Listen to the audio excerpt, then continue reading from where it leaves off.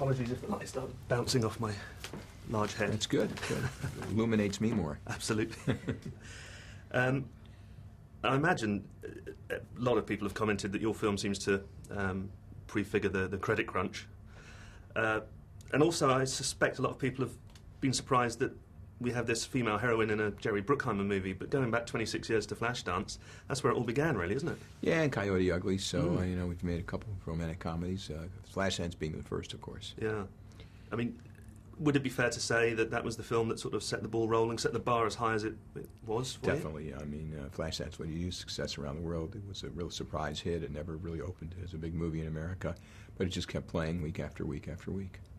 And, I mean, how do you maintain that momentum? Because you obviously need to follow it up as soon as you can. Did you have a stack of projects ready to go? And well, you stumble around for a while until you find something you really love, and then you know, we made, you know, Top Gun and Beverly Hills Cop during that period when we made Flashdance.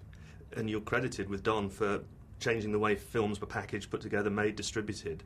I mean, was that a very conscious thing at the time, or is that simply how it just went? Pure luck that it happened. You know, we just do what we did and hope for the best, and we're very fortunate it became very successful. And how have you changed as a producer since those times? I know a little more. You know, if I don't learn something, doing my job, I shouldn't be doing it. Is knowing a little more perhaps also understanding what you don't know? I know that I already know. There's so many things I don't know, and I'm very accomplished at that.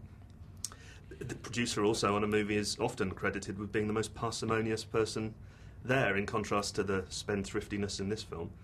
I mean, did that sort of irony touch you when you were working on this? It touches me in my everyday life, and it touches me when I make movies. I get touched by those things all the time. But you clearly don't cut corners. I mean, how do you balance the needing to spend the money to produce the best film that you can put out there with not being woefully extravagant? You know, it's you know, a skill that you acquire when you make enough movies. You know where to cut the budget, you know what things to save on, and hopefully you're right and it works out.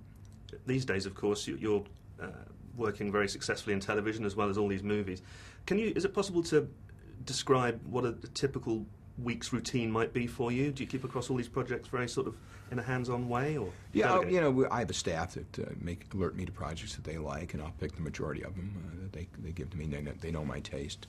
So you get in the office and you read material, you read coverage, you know, talk to your staff, and you find out what they're looking at. And I mean, do projects gravitate towards you because of the success you've had with all those other films all those years? I think it helps. They think we know what we're doing, and we fooled them. But you know, it's, you know, we seek out projects that are right in our genre, and that's what I guess motivates our staff to keep getting more and better material.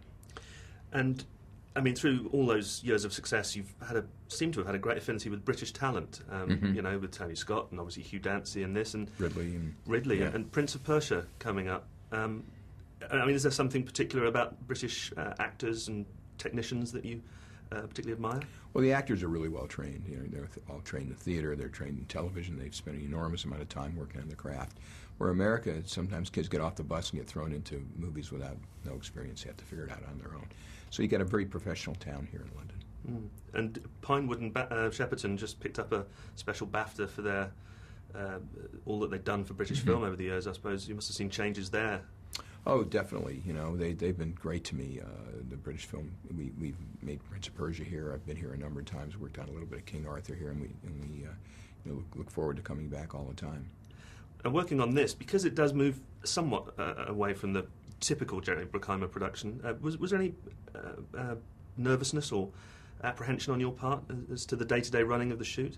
Not really. You know, a movie's a movie, drama's drama, characters are characters, cameraman's a cameraman. We all know he's got to point it the right direction, make sure it's well lit, and make sure there's some artistry involved. But we had a terrific director, and that's what carried us through. Can I just finally ask who you might credit as being a mentor to you when you were starting out? I think I can. There are a number of people in advertising. When I got to advertising, there was a mentor for me. When I was in the film business, there was a mentor to me. And so I had mentors all along the way. Don Simpson was a great mentor to me, too. Thank you very much. Thank you.